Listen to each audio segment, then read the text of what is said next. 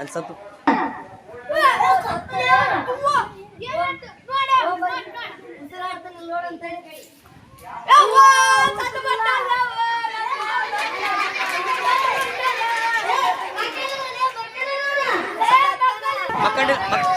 ಮಕ್ಕಳಲ್ಲಿ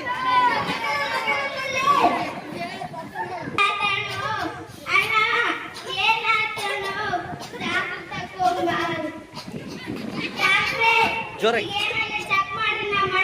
ಅಳು ಬರಕತ್ತಿ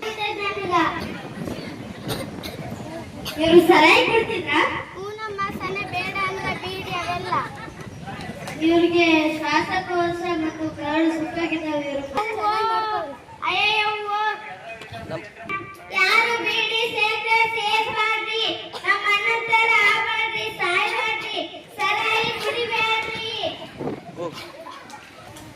ಅಯ್ಯವ್ವ ಹೆಂಗ್ ಮಾಡ್ತಾನ ನಮ್ಮ ಅಣ್ಣ ಯಾವ ಗಾಂಜಾ ಕುಡ್ದೆ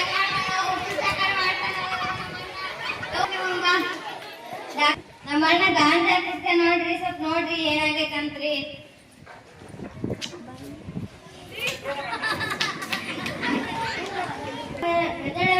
ಮರಗಳೆಲ್ಲ ಸತ್ತ ಬಿಟ್ಟಿದ್ದಾವೆ ಇವ್ರು ಬದುಕೋದು ಕಷ್ಟ ಅಯ್ಯೋ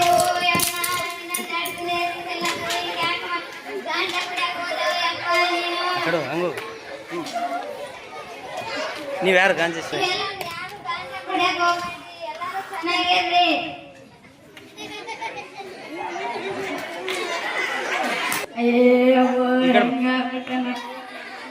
ಡಾಕ್ಟರ್ ತಲೆ ಬರುವ ಡಾಕ್ಟರ್ ಸ್ವಲ್ಪ ಚೆಕ್ ಮಾಡ್ರಿ ಏನಾಗಿದೆ ನಮ್ಮ ಅಣ್ಣಗೆ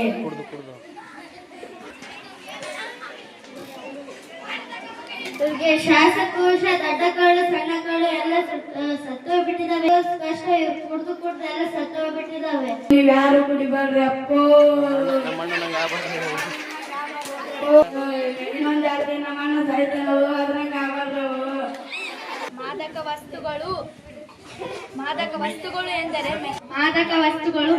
ವಸ್ತುಗಳು ಎಂದರೆ ಮನಸ್ಸು ಮೆದುಳು ಮತ್ತು ದೇಹದ ಮೇಲೆ ಪರಿಣಾಮ ಬೀರುವ ವ್ಯಸನಕಾರಿ ಪದಾರ್ಥಗಳು.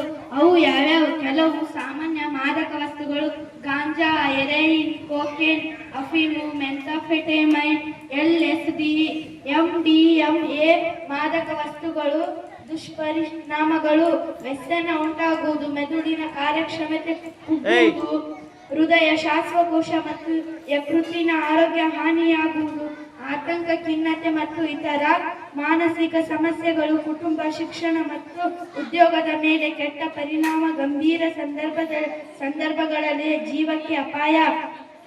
ವ್ಯಸನದಿಂದ ದೂರವಿರಲು ಮಾದಕ ವಸ್ತುಗಳನ್ನು ಪ್ರಯತ್ನಿಸುವುದನ್ನೇ ತಪ್ಪಿಸಿ ಉತ್ತಮ ಸ್ನೇಹಿತರನ್ನು ಆಯ್ಕೆ ಮಾಡಿ ಕ್ರೀಡಾ, ವ್ಯಾಯಾಮ ಮತ್ತು ಹವ್ಯಾಸಗಳಲ್ಲಿ ತೊಡಗಿಸಿಕೊಳ್ಳಿ. ಒತ್ತಡ ಅಥವಾ ಸಮಸ್ಯೆಗಳಿದ್ದರೆ ಕುಟುಂಬದವರು, ಶಿಕ್ಷಕರು ಅಥವಾ ಆರೋಗ್ಯ ತಜ್ಞರೊಂದಿಗೆ ಮಾತನಾಡಿ. ಯಾರಾದರೂ ಮಾದಕ ವಸ್ತುಗಳು ವ್ಯಸನದಲ್ಲಿದ್ದರೆ ಅವರಿಗೆ ಶಿಕ್ಷೆಗಿಂತ ವೈದ್ಯಕೀಯ ಚಿಕಿತ್ಸೆ ಮತ್ತು ಮಾನಸಿಕ ಸಲಹೆ ಅತ್ಯಂತ ಮುಖ್ಯ.